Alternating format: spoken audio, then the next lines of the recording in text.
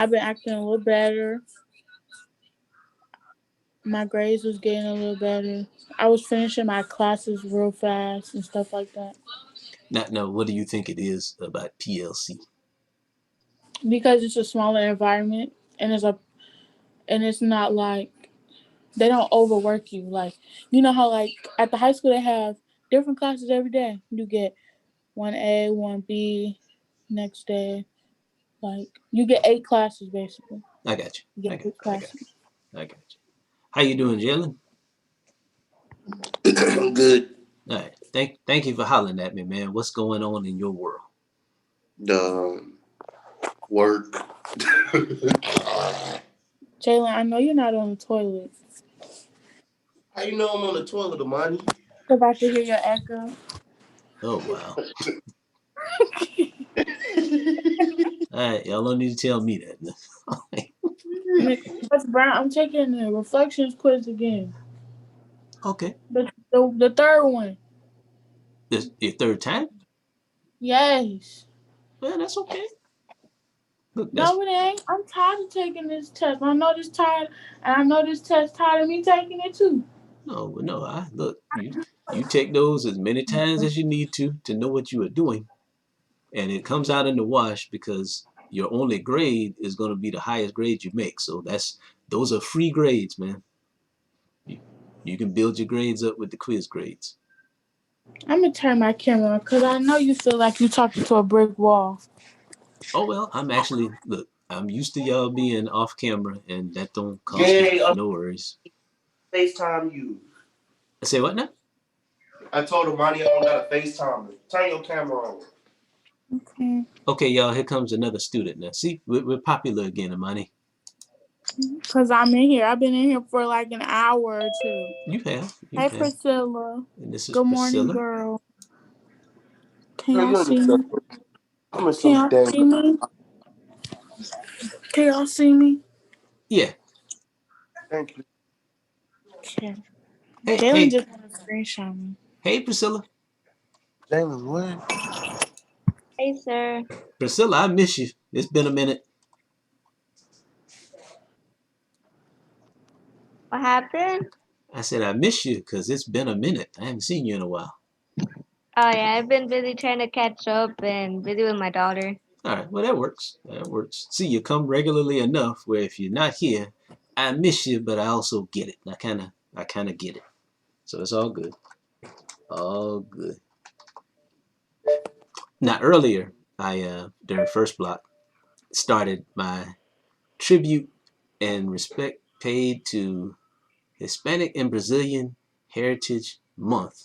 And today I paid tribute by telling Imani and Heaven Good about Paolo Freire. Let me move this out of the way so you can see his name. See his name there, Paolo Freire? Y'all ever heard of him? No. Yeah, I just did today. All right, well then that's a fair answer because you know this story. Now I'm gonna tell the story again. Don't mess my story up. All right, give me my time. Wait, Huh? Coach Brown. What? Why do my test say I got 9 hours left? Oh, they are estimating. Well, no, I put them all on 10 hours. I do. I put them all on 10 hours. Okay. It just Thank you. helps if computer crash or whatever, you got more time. All right. Okay, thank you. Everybody else still there? I think Jaylin left. No, he's still there. He's just on mute. He's still there though. I'm So here.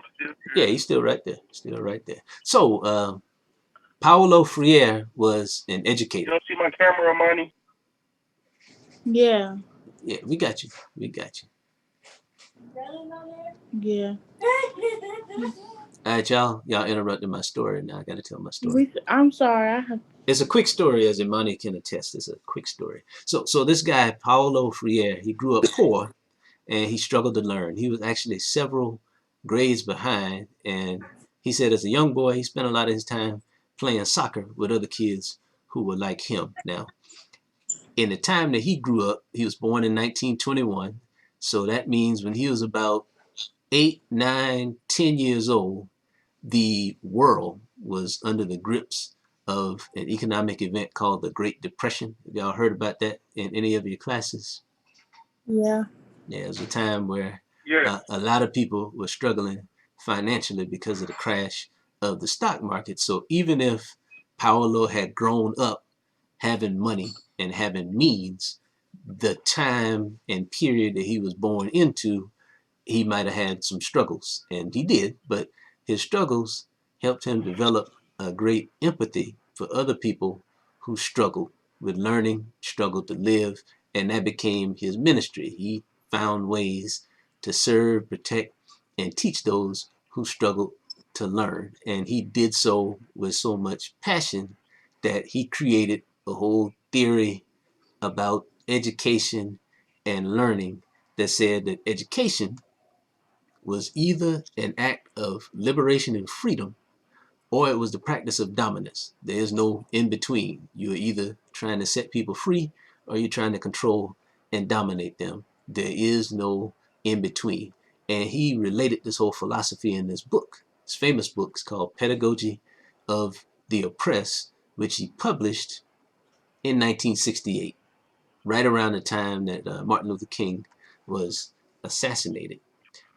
Now, the thing about it, he published the book in 1968, but no one in his home country of Brazil was allowed to purchase and read this book until around 1974. And the way all of this went down was back in 1962, he was a professor at a university in Brazil, and he created this outreach project to teach people how to read and write. So they gave him a group of sugarcane harvesters and asked him to teach these people how to read and write. And he was able to teach 300 of them how to read and write in 45 days.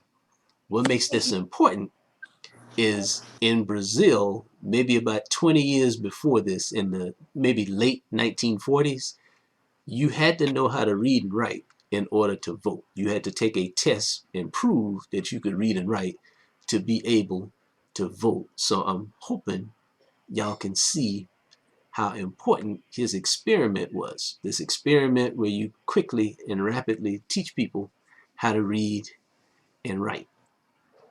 I hope you also see that with his thoughts and ideas and vision and how ahead of his time he was, that drew a lot of negative attention for him. And the reason why his book was not allowed to be purchased or read by anyone in Brazil was right around 1968, there was a coup. Now, y'all heard that word, C-O-U-P?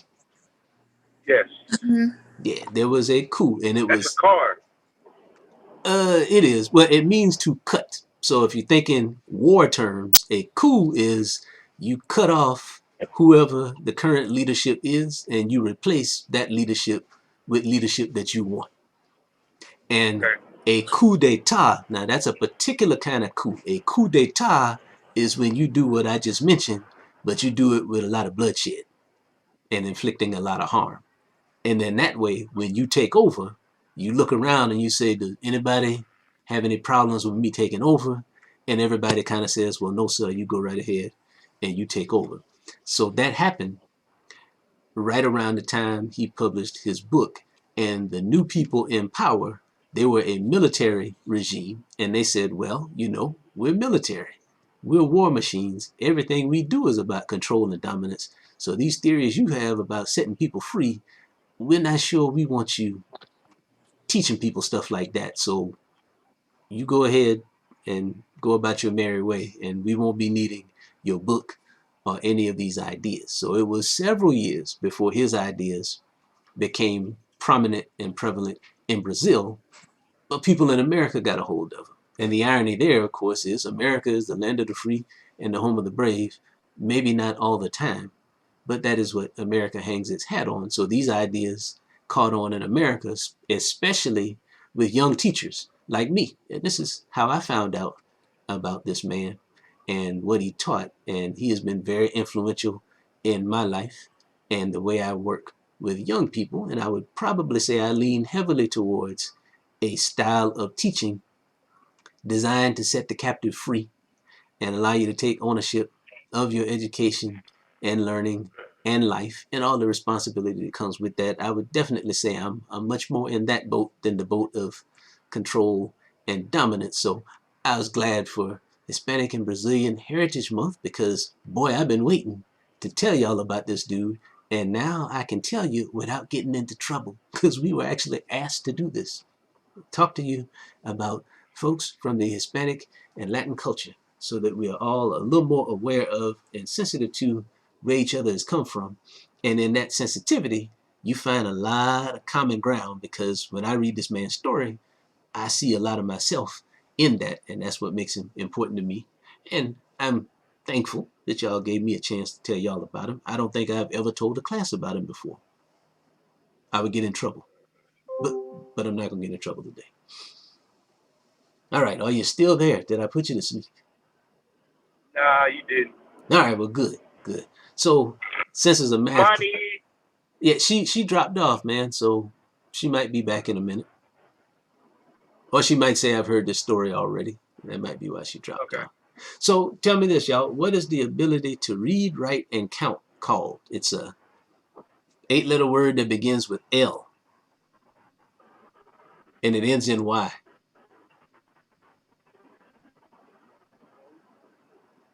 Second letter's I. I have no idea. No, it's literacy. Literacy. And that's a very important word because, as I just shared with you now, in Brazil, you had to prove that you could read and write in order to vote. Now, in modern societies, you are limited in your ability to function, to work, to save, to earn. You're limited in a lot of arenas if you are limited in your ability to read and write. That makes all forms of literacy very important. And I, as a math teacher, I include being able to count as part of literacy because you got to be able to count money, and to do right with money, you got to be able to count to do all those things. All right, now, y'all are a little quieter than my first group. Did I just tell you anything worth knowing?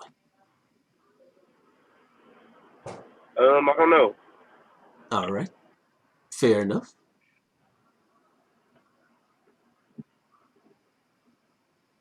Well, I tell you what, Jaylin, are you heading to work? Yes.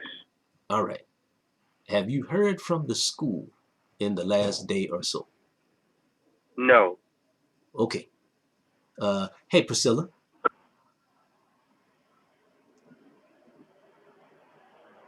Priscilla. Is it about PLC? Yeah, just hold for me now. Let me, Priscilla might be doing something. Priscilla.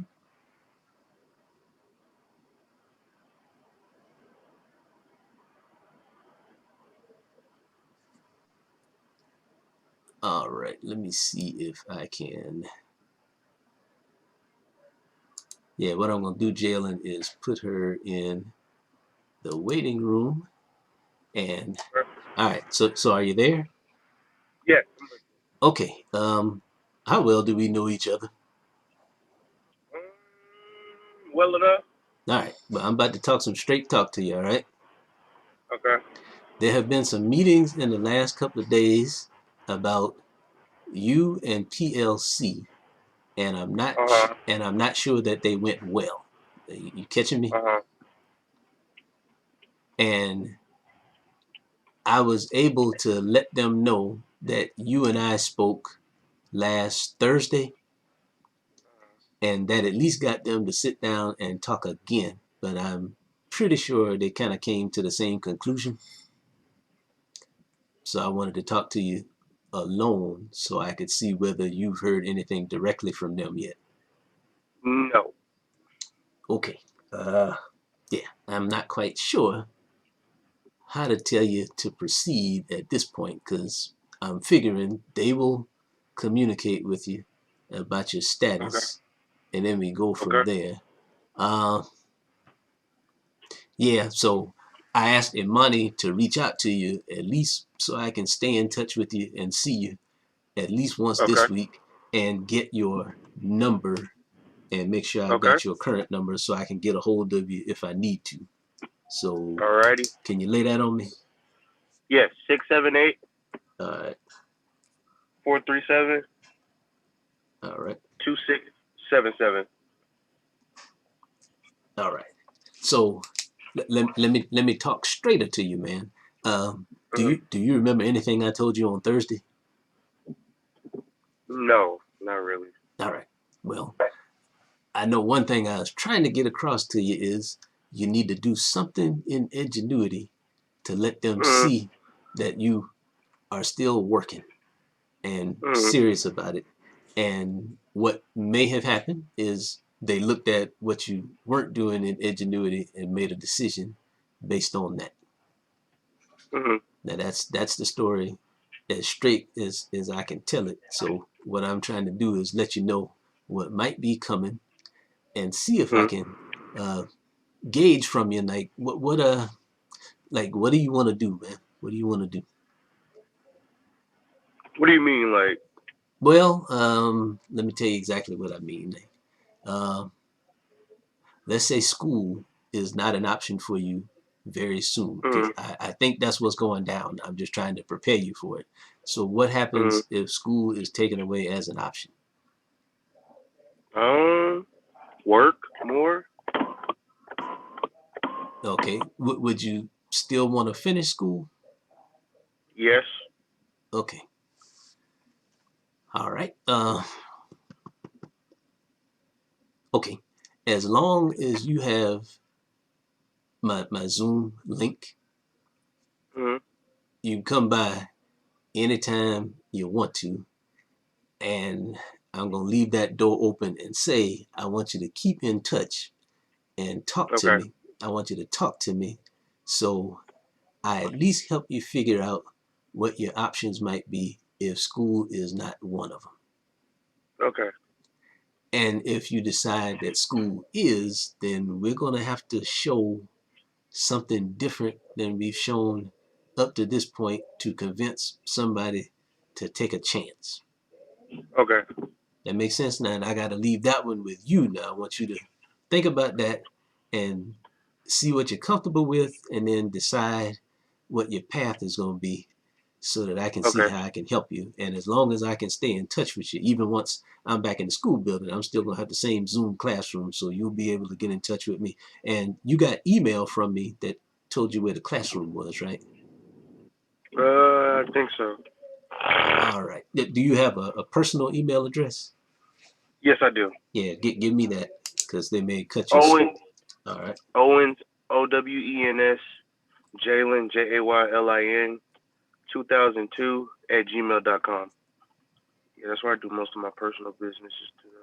All right, because now what'll happen now if they turn off your Marietta account? I'll start using your personal account just so we can stay in touch, even for stuff I might know about, man, that might let you make a couple of dollars, stuff like that. Okay. All right, so thank you for coming, because I wanted to make sure I told you, and I think I told you the way I wanted to tell you. I want to be telling you something different, but I'm like, no, you better tell that man what's going on, because I figured you might not have heard anything yet, because it just went down. It just went down. Okay. And I went into the weekend thinking, okay, they're gonna give him some slack, and then the word came down yesterday. It was like, well, no, we not. Yeah, and see that happened with you and another cat in my first block, and see with that student, I know a whole lot more of what's going on with him personally, and the school has at least been made aware of it, but I don't think they really get it.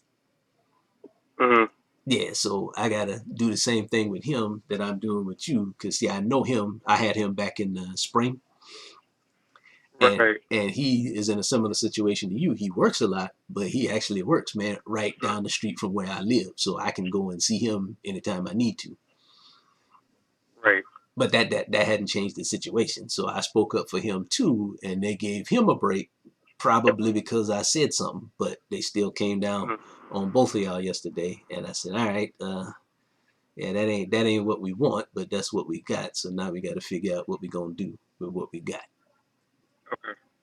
All right. So you taking this well? Is that how you take things in general? Yeah.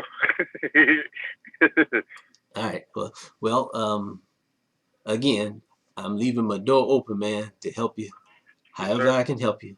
And yeah, there's no and. That's what it is. That's what it is, man. Okay. All right. Well, I'm gonna sign off now and go get Priscilla, and I reckon I'll catch up with Imanii again. Now, she really was with me for that whole first hour, so she don't have to come back. But, all right. I But, got you. but be All right. well, man, and just stay in touch, please. Yes, sir. All right. Take care now.